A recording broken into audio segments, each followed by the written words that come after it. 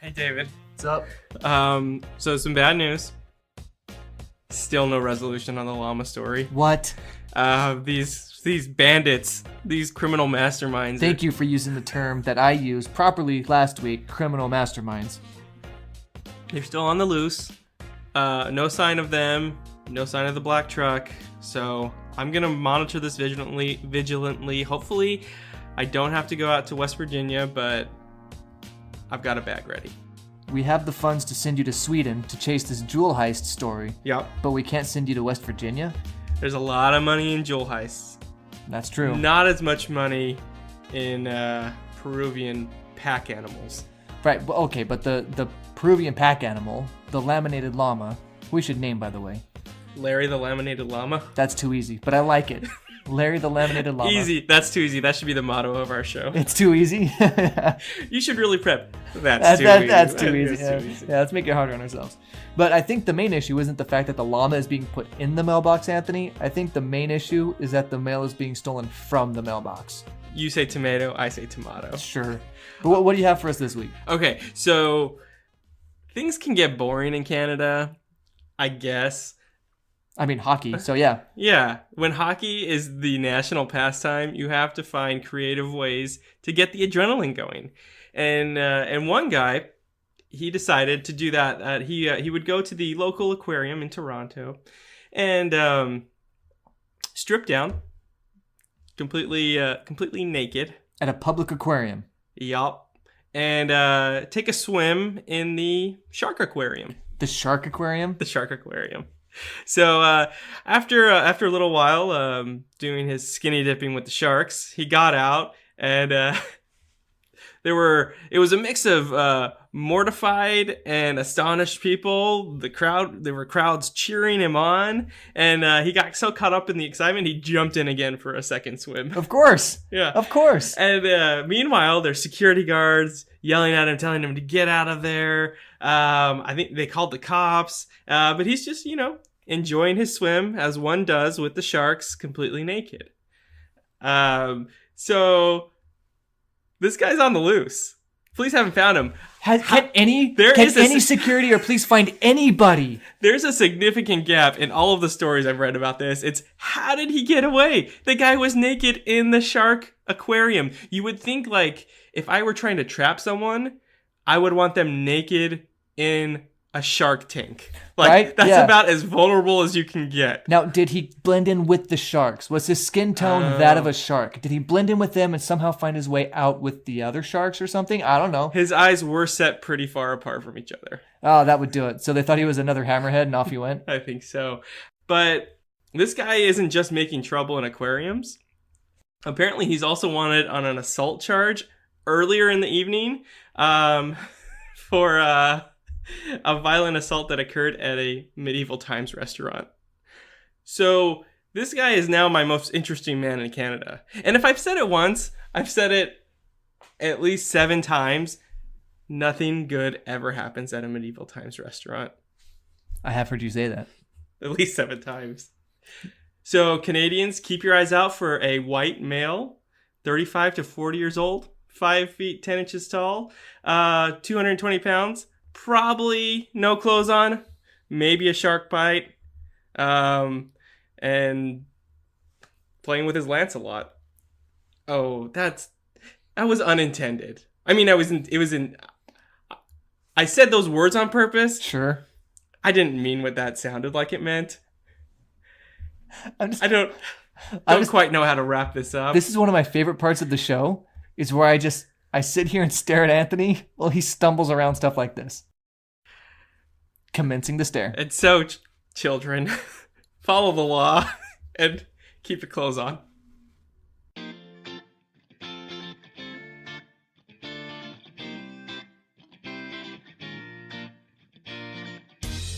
This is Subjectively Correct Sports, the only podcast in the known universe featuring a couple of guys, me, David Henderson, and my partner, Anthony Montague, talking about sports and guys playing with their lances a lot. David. It was your thing. I'm quoting you. That was a direct quote from you. Mm-hmm.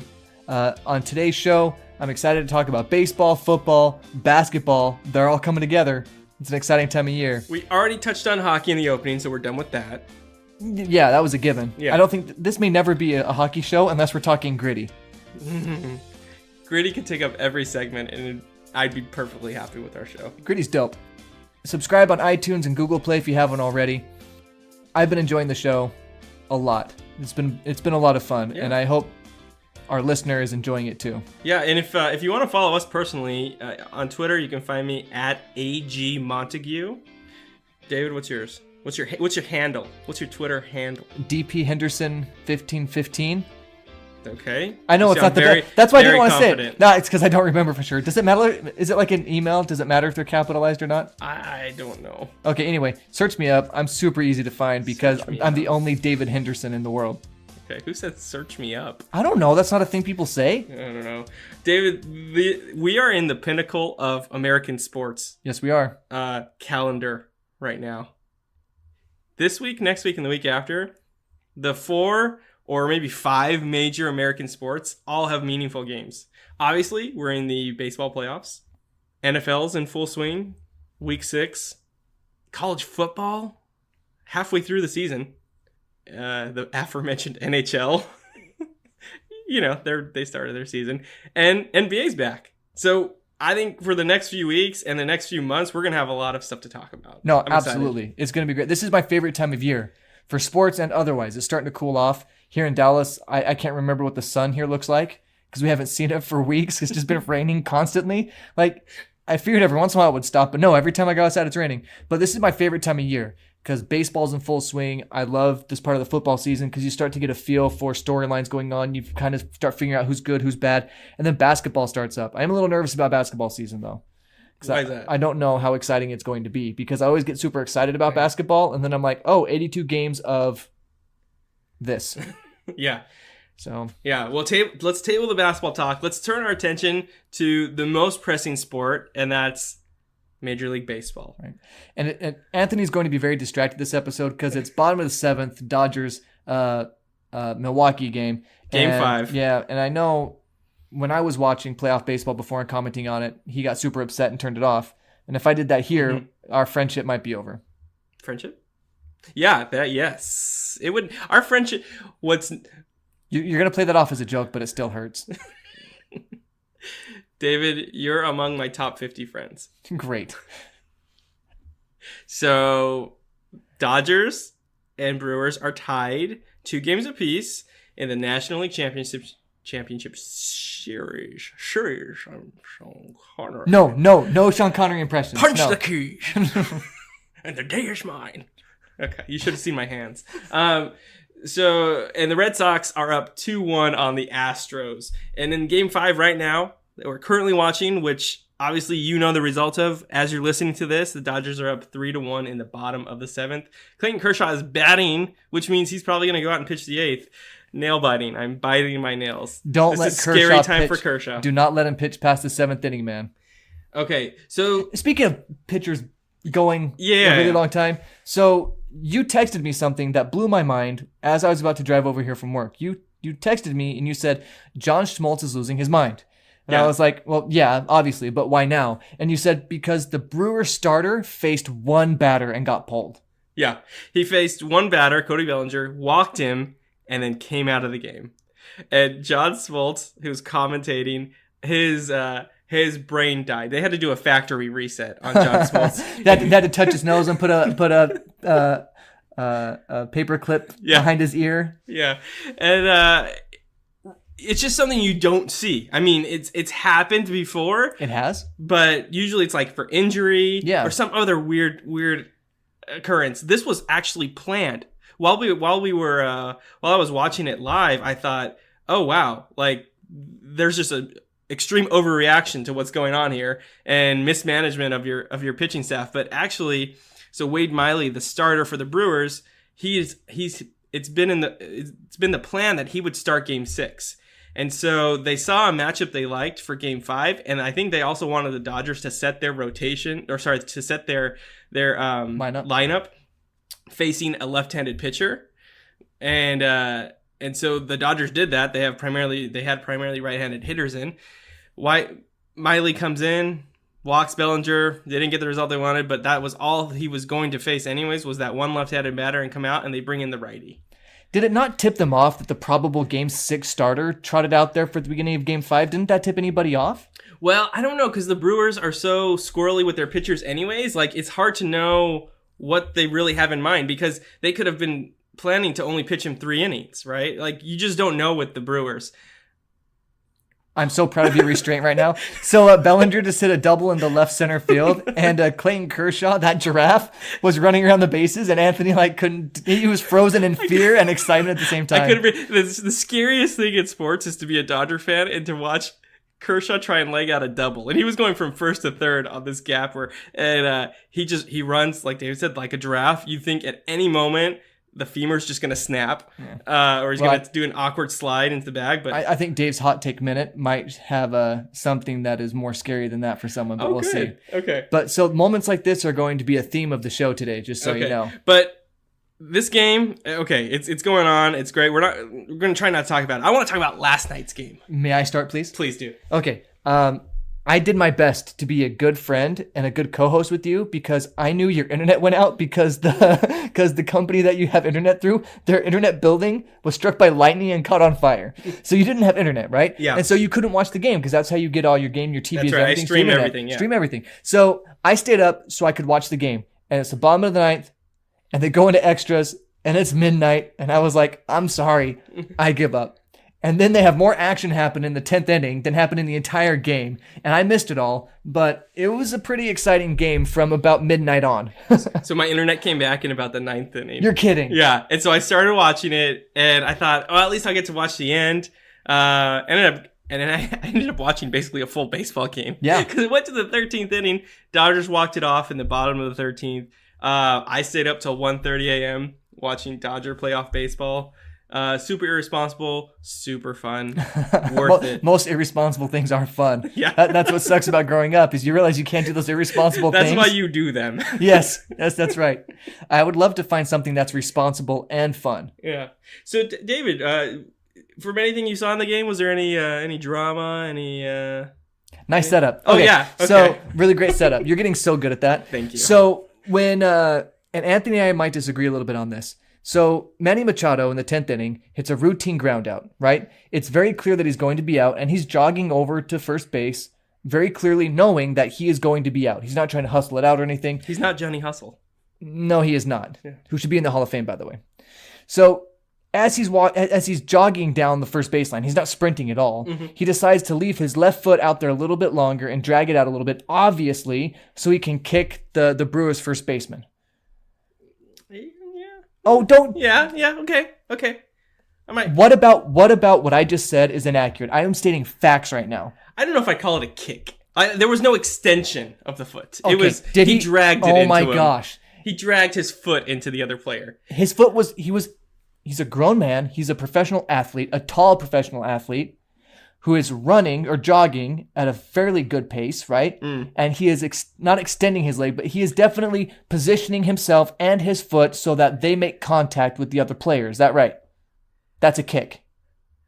Muscle spasms are a real thing. Oh my gosh. Thousands of people suffer from them every day. Yeah, but not professional athletes. David. And also, the way the Brewers first baseman, Arias, I think his name is, the way he was positioned on the bag, he was standing there and he was very much inside. Aguilar, my bad. He was very much inside. He was on the inside half of the bag.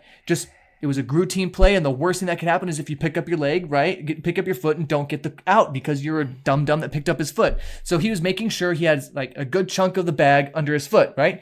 And then Machado goes out of his way to I basically run into him. He could have just stepped on the outside of his bag with his inside foot, right? Mm-hmm. And just ran on through the bag like a normal baseball player. But instead he decides to go on the inside part of the bag and kick Aguilar in the leg. I mean, it's uncool. And this is especially bad when you consider that this is Aguilar's body. This is his livelihood. He's a professional athlete who makes money because of his body and how fine-tuned and in shape it is and everything. And a rolled or sprained ankle or a broken leg or something will ruin his career. Or might ruin a part of his career. David, this is all much ado about nothing.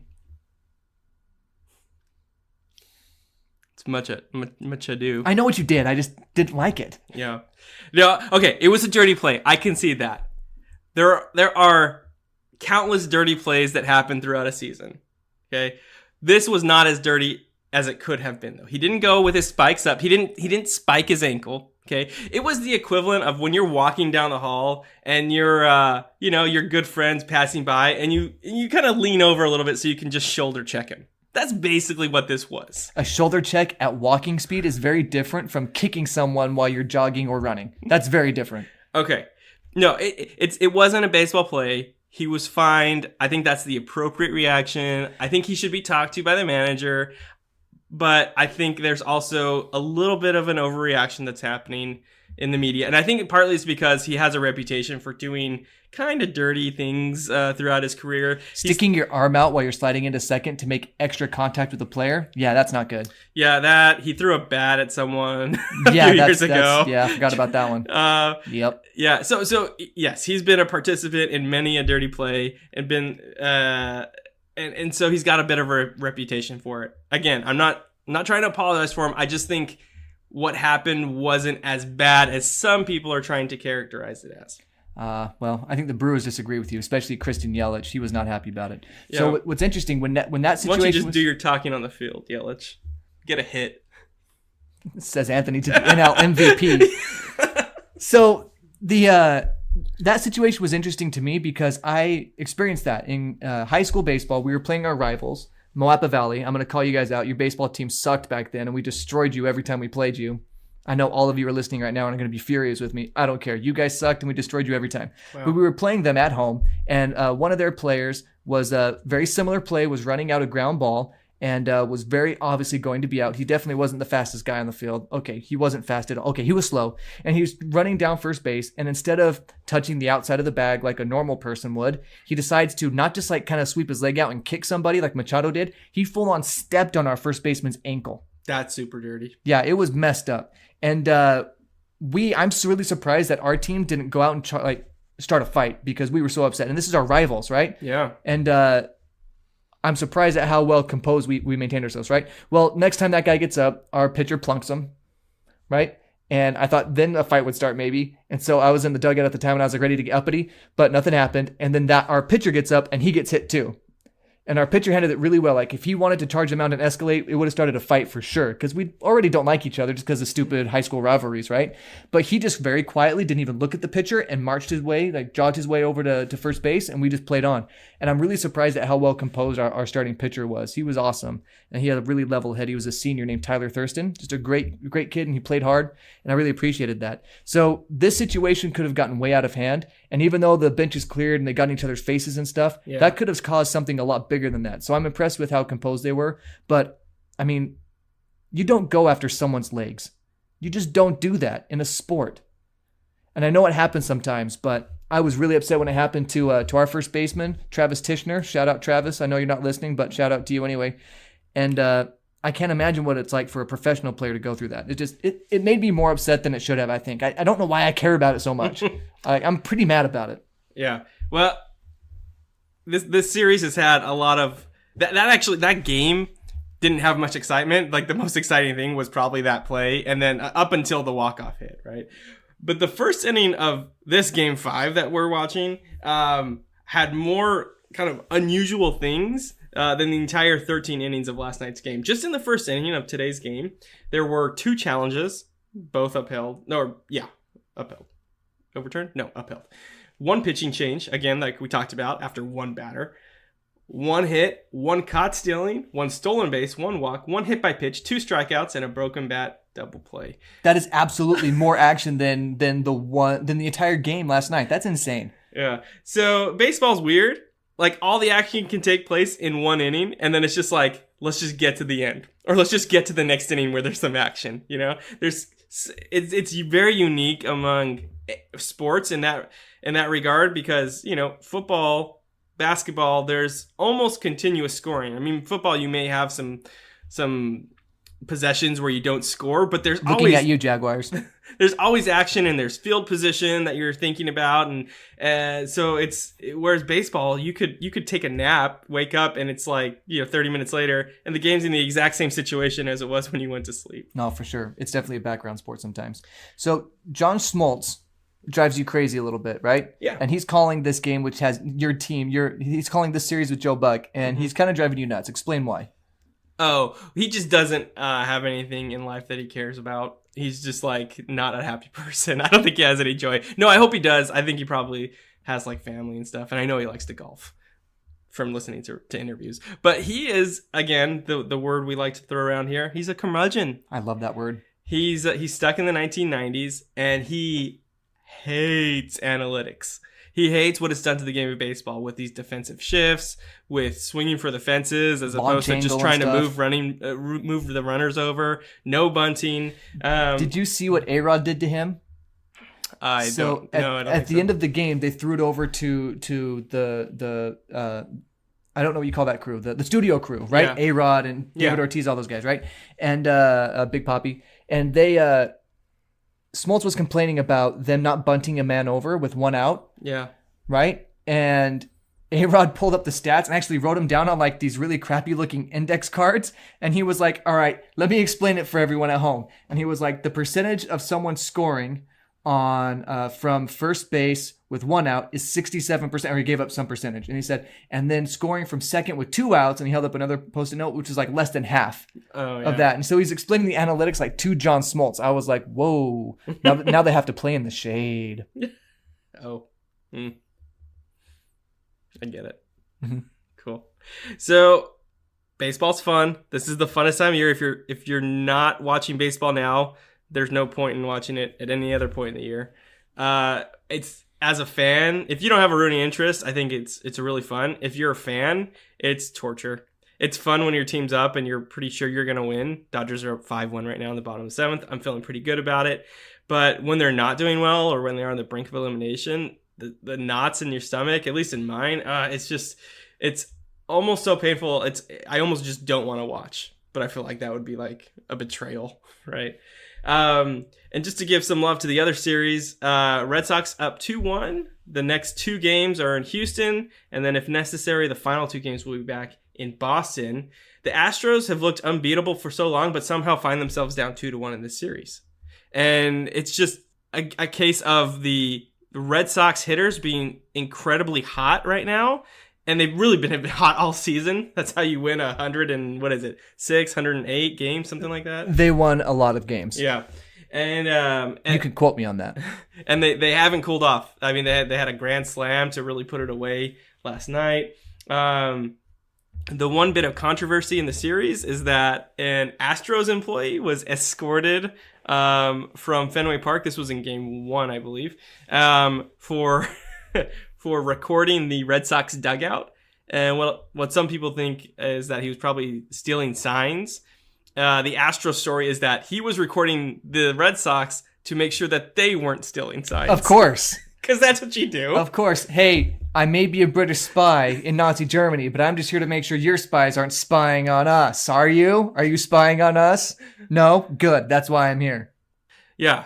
This whole situation, sign stealing has been going on in baseball since the beginning of time. You asked the managers about the sign stealing situation. They was like, oh yeah, I guess we heard something about it. I'm always worried about that. That's something we worry about all the time.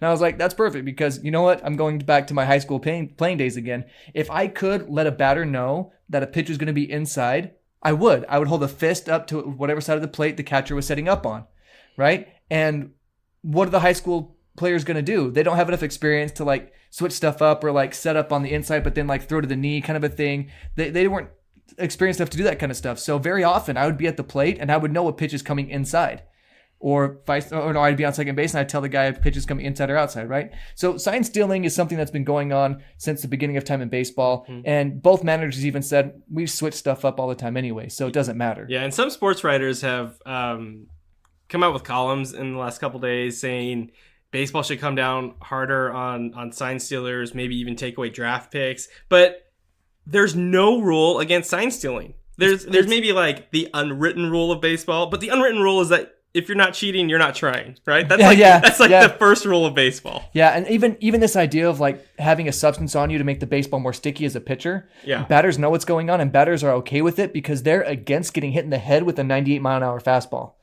Right? And so pitchers are okay with the pitchers having better grip on the ball. Yeah. And pitchers, of course, are going to do it. So there are a lot of these inside things that are going on that the common fan would consider cheating maybe. But that's been going on in baseball for forever. So it's basically like, yeah, it's okay to have some sort of substance on you to get a better grip on the ball. Just hide it well enough that there's no suspicion. Which is weird. And it's like, it's okay to steal signs. The other team needs to be better at hiding their signs, basically. Yeah. It's okay to drag your foot on first base and just clip the guy, right? Clip the first baseman. A little different. Okay.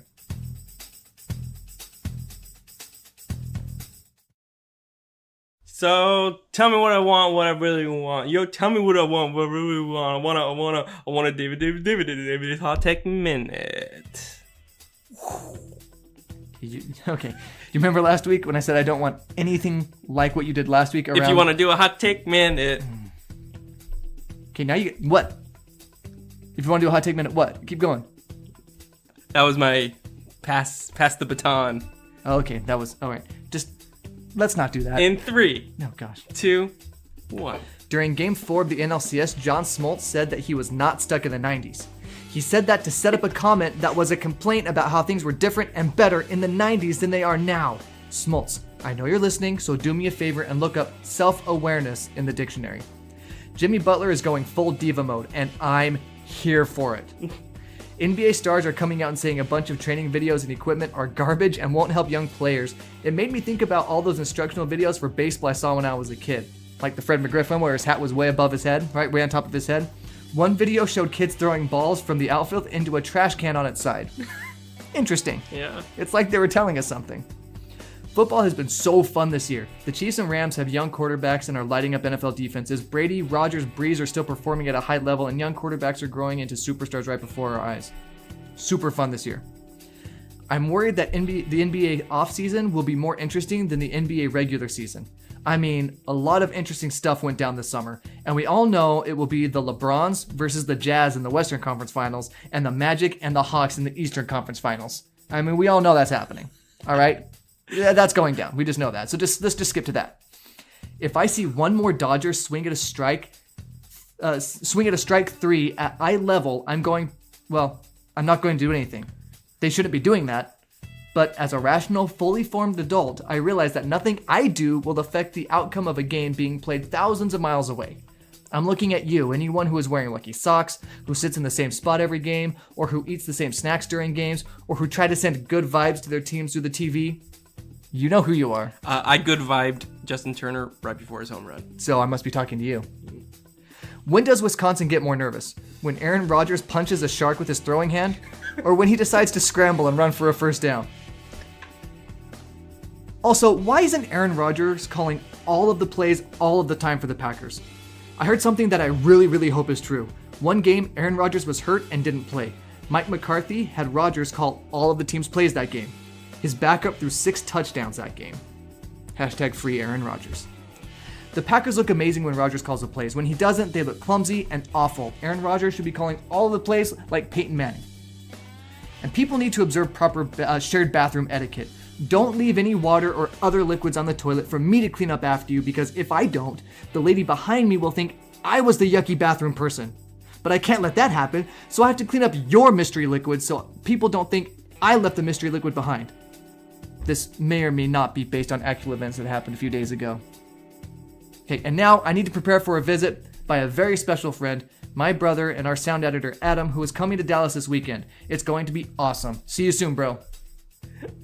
Okay, so the bathroom story happened to me today. No way. Okay, I walked into my bathroom at work, and it was flooded. Like there was like, you once you get to like the sinks, so you walk in, there's the sink area and the mirror, and then there's the urinals and all that stuff, right? And sounds like a bathroom. Yeah, it's just like a bathroom. And the entire toilet and urinal area was flooded, like maybe like half an inch of water. Like you would step in it and it would splash a little. Oh, that's not good. So I basically walked up to it and realized it was all wet. And so I started to turn around. As I'm turning around, the janitor walks in. And he looks at me and he looks at the water and he has this like disgusted look on his face. I was like, "You disgusting, dirty, rotten jerk who's making me do this awful work. It's your fault." and I'm like, oh. Did you cover your name badge? You have a name badge at work, right? I Did do. you cover it up? And you're like, "Oh no." No, I was like, oh yeah, it was. I don't know what happened. It was I don't know. I don't have no idea. Yeah. And he just kind of shook his head, and I walked out. Whatever. He thought he caught you brown-handed. Ew. Okay. It sounded good in my head. Yeah. I should have backed off of that as soon as I realized brown-handed was gross. Sorry. Weird. All right, David. October, late October. Yeah, baseball playoffs. Okay, but what else? What else is there? We already talked about You hockey. know what's back? Hockey. You know what's back? NBA Twitter. Yeah. Oh, I have enjoyed. I wasn't on NBA Twitter until this last season, and NBA Twitter is a fun place to be at. Yeah. So many memes. There's instant analysis of everything. You've got your analytics group of people who hate Kobe and love LeBron. I don't know why. And then you've got the eye test people. You've got your team centric people. So I follow a wide mix of people, but a lot of it is like Lakers fans. And the only analytics people I follow happen to be Lakers fans. Oh, that helps. Yeah. But yeah, NBA Twitter is a very fun place. But what are you excited for this NBA season? Obviously, the season started last night. Celtics 76ers, Celtics won. Warriors Thunder, Warriors won. Westbrook didn't play. I didn't actually catch why, but we're here. The full slate of games tonight and tomorrow. Every team will have played by tomorrow. So what are the handful of things you're excited for this season that you're going to be paying attention to? So actually, one of the first things I thought of when you started talking about NBA was Donovan Mitchell. I think he should have been the Rookie of the Year last year, but he didn't get any of that shine. They gave it to Ben Simmons, right? But I think Donovan Mitchell is a more complete player. I think he was playing with lesser talent, especially lesser offensive talent in Utah, and he helped to drive that team as a rookie into a deep playoff run, beating the Thunders. The Thunders. Dope. Beating the Thunder. Los Thunders. And so I'm excited to see if Donovan Mitchell can take a step forward, which most second-year players do. And if he's better, like if he improved his outside shooting and he still maintains the same athleticism and ability to get to the basket, and if he improves his playmaking a little bit in his defense, he's going to be a great player for a long time. I think he'll be an all-star, and I think he'll help take the Jazz to another playoff run because with the Stifle Tower, Rudy Gobert in there playing great defense, and he's athletic enough to get out on the perimeter to guard anybody except for Steph Curry. He'll turn him around like a top. But they have good team defense, and with Donovan Mitchell in there making plays and scoring points, the Jazz are going to be fun, and I'm excited to see what Donovan Mitchell does. Yeah, and like most second and third year players, the year between your first and second year and second and third year are the years where you make the biggest jumps in your career. Yeah, I've heard scouts and other people say that after the third year, you basically know who a player is. Generally, of course, you have those exceptions where players continue to get better and better. Kawhi Leonard's a perfect example of that. But generally, after the third year, you know the kind of player you're getting from a prospect. Yeah, so it'll be really interesting for me to watch all of these second and third year players, see how Tatum does, see if Kuzma and Ball progress. Ingram, I'm excited to see what happens there. They're all Lakers. Ben Simmons. Fultz, I'm super perplexed by Fultz. He was the number one pick 2 years ago. We're all perplexed by Fultz. He forgot how to shoot and has no confidence on the basketball court. So weird. And it will forever be remembered as the trade that netted the Celtics Tatum and a top 5 pick. Yeah.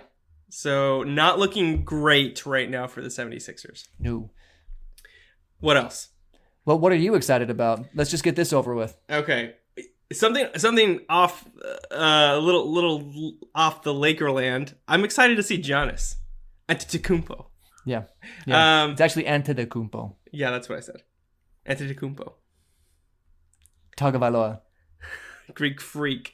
I'm excited to see Giannis because I think he has everything, the raw skills you would want in a basketball player. He hasn't put it together for a full season yet. I think if he does, he's the MVP. That level of athleticism, that body type, he can play really point guard to center. I mean, they call him the Greek Freak for a reason. Right, because he's from Greece. I think he and Embiid, maybe Donovan Mitchell, are, for the next decade could be sharing MVPs. And so I'd really like to see him take just that next step to be, LeBron's out of the East now. The East is his, right? He got Embiid, who's going to be a factor as well. But I think he can really, really cement his legacy as like an all-time Buck, which the list is not that long. By Kareem Abdul-Jabbar? It's not that long. You've got Jabbar and Robertson and Michael Redd? I don't know. Yeah, I remember Michael Redd. Hey, you're throwing it way back. Yeah. And so Michael Redd. Yeah.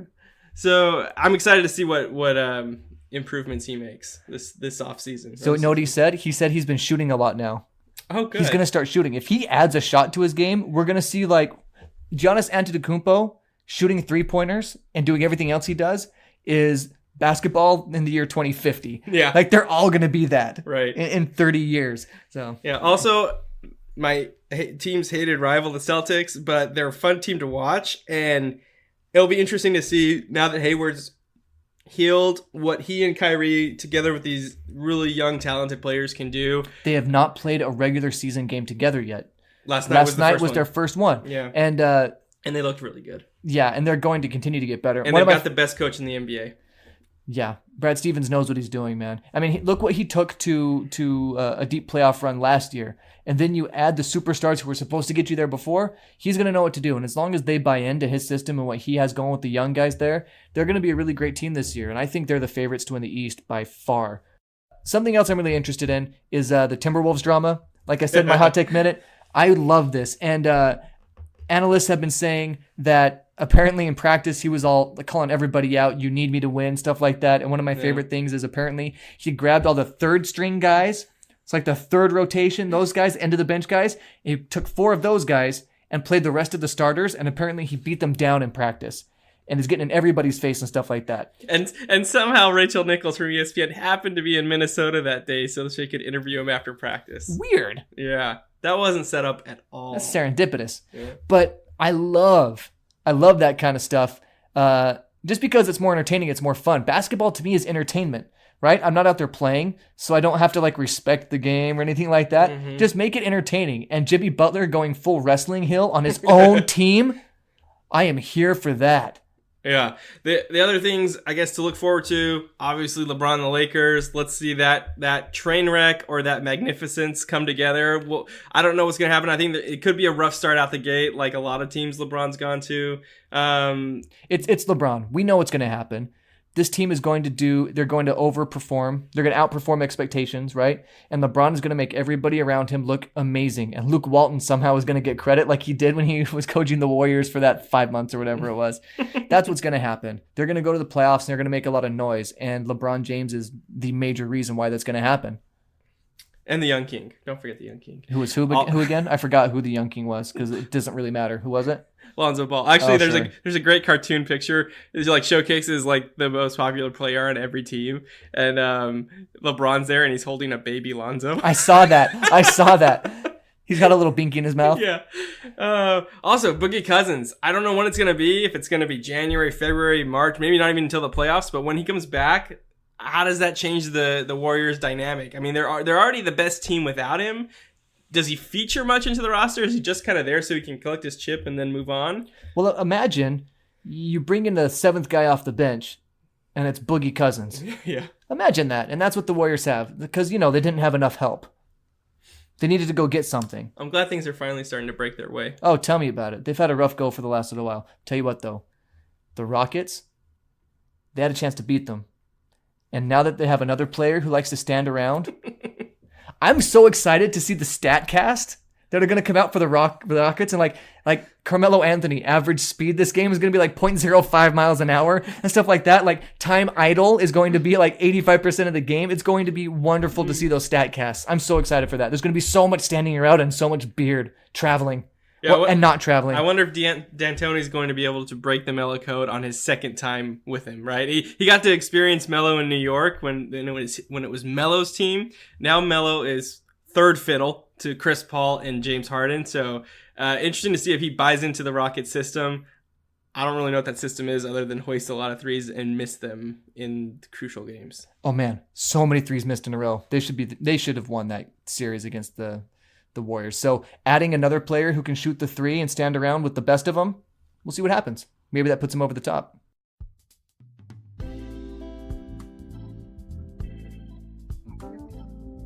All right, do you want to explain this more than you need to, or do you just want to get right into the Fabulous Five? Fantastic Five? Sorry, what did I call it? Fabulous?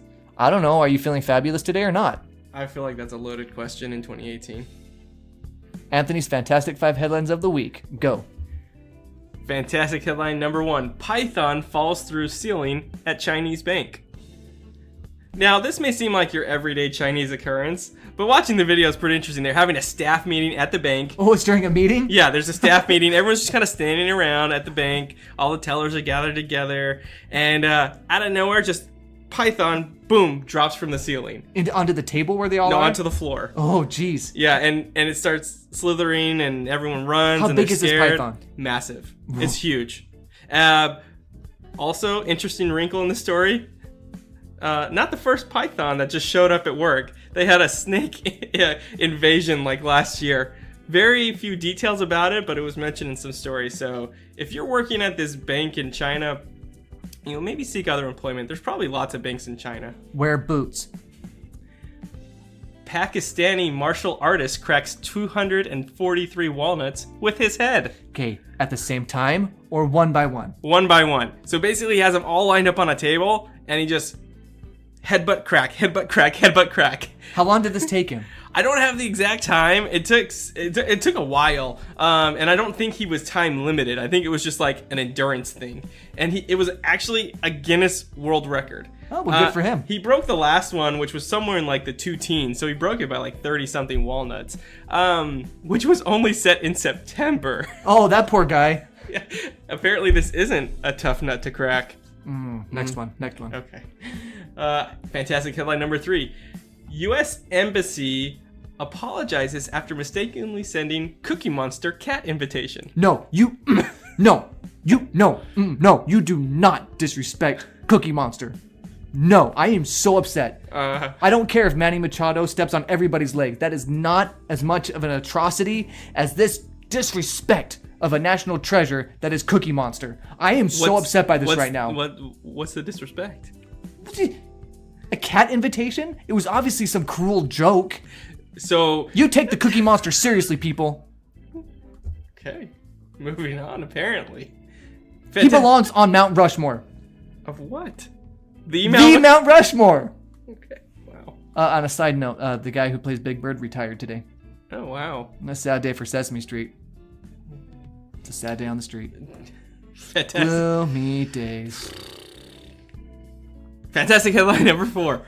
Rally driver stops mid-race at someone's house to have a poo. Again, I did not write these headlines. These are actual headlines. So that one sounds fun to say. Can I say it? Yes. I know we don't really do this, but sure. Rally driver stops mid-race at someone's house to have a poo. Yeah, and it's just some rando, someone along the way. So French driver, he's driving along, has to go. The race isn't going to be over for a while. He's in Wales, and and so he decides, what the heck? Stops the car in front of a house, knocks. They're nice enough to let him in and use the toilet. So he's got like some fancy race car out front. He's in his full racing gear, and he's like, knock, knock, knock. Hey, can I poop? Yeah, basically. And the people were interviewed. There's video of it actually happening. The people were interviewed. They're like, yeah, it took a long time because he had to get out of his racing gear. So he probably lost a few positions. That's got to be a terrible feeling, man. To have all that clothing on and then have to go to the bathroom during a race. Yeah. That pressure must have been high. But, I mean, well done on those people to let him in and use it. And I hope he ends up winning the race. I think this was like stage 23. I know nothing about rally racing. Seems like a lot of stages. I mean, they're driving by somebody's house. I mean, how fast can you go? Also, astronaut diapers, look into those. Might save you some time. Fantastic headline number 5. Portland, Michigan police getting angry messages about Portland, Oregon. So, I know as a country, maybe we're not so great at geography. Yeah, we're the worst geologists I know. Yeah, but what's happening is the Portland, Michigan Police Department is getting really, really nasty Facebook messages from people in Portland, Oregon, thinking that it's the Portland, Oregon Police Department.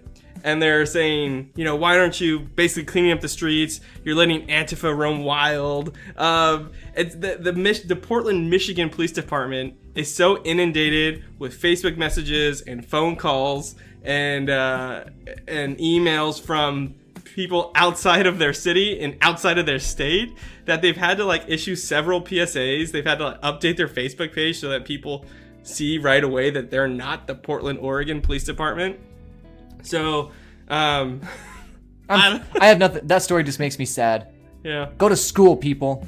Crack open a book every once in a while. Maybe look at a map. You have a map in your pocket that can show you the entire world with a few clicks of your thumb. Do that. I still think we need to not do music stuff to begin or end these segments. We'll agree to disagree. Okay. It just takes one person to do bad music intros and stuff, so I think it's going to keep going.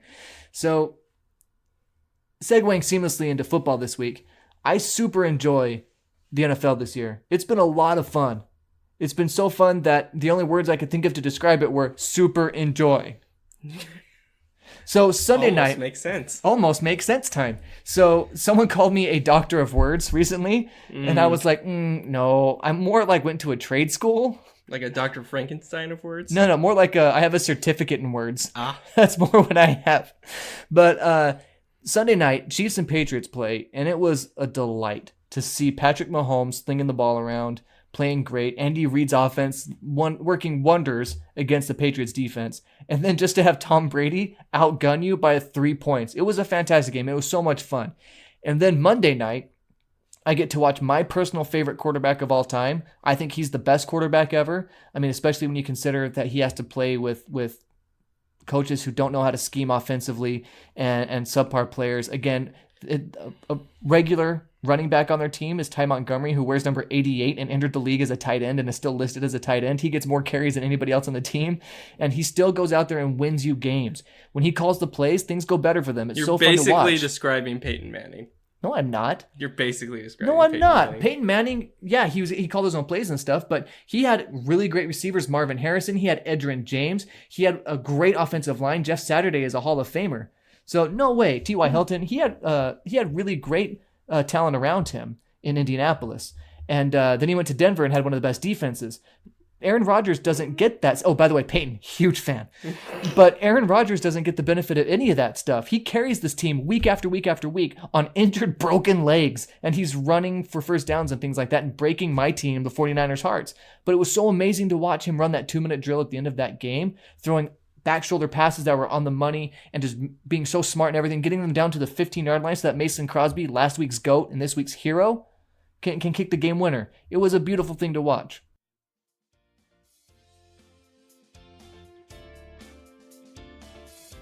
From Russia with meow. Okay, the town of Zelenogradsk, Russia, crushed it. Thank you.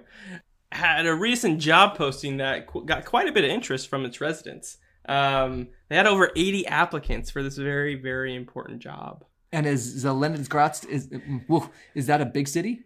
It's not a huge city. So 80 applicants is a lot for a position? Yeah, it's like probably more than they've ever had for anything. Oh, wow. I'm not basing that on anything I've read or any actual knowledge, but it's my assumption.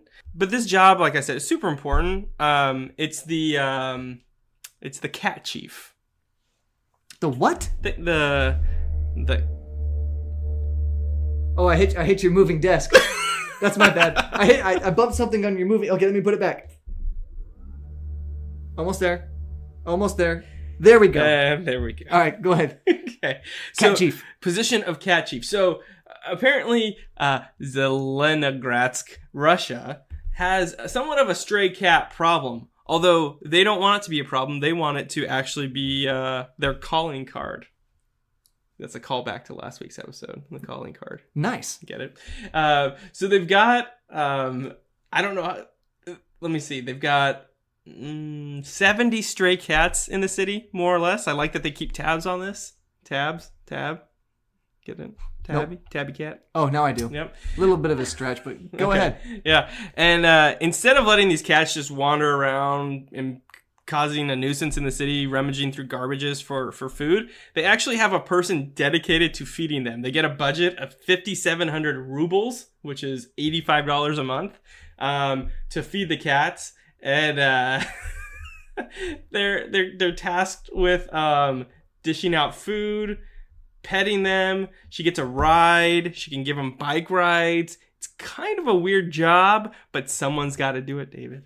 Does someone really have to do this job, though? Really? Is it something they have to do? But they've even erected a cat statue in the town, all in an attempt to rebrand itself as the foremost cat-loving community in Russia. So I don't know if anyone heard that, but I said a cat-you. Oh, well done.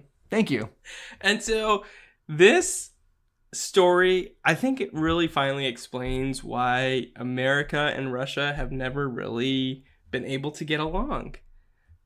Americans, we're dog people, by and large. Russians, apparently, super weird cat people. So I just imagine all of them, even the heads of state, at home, pooting their cat.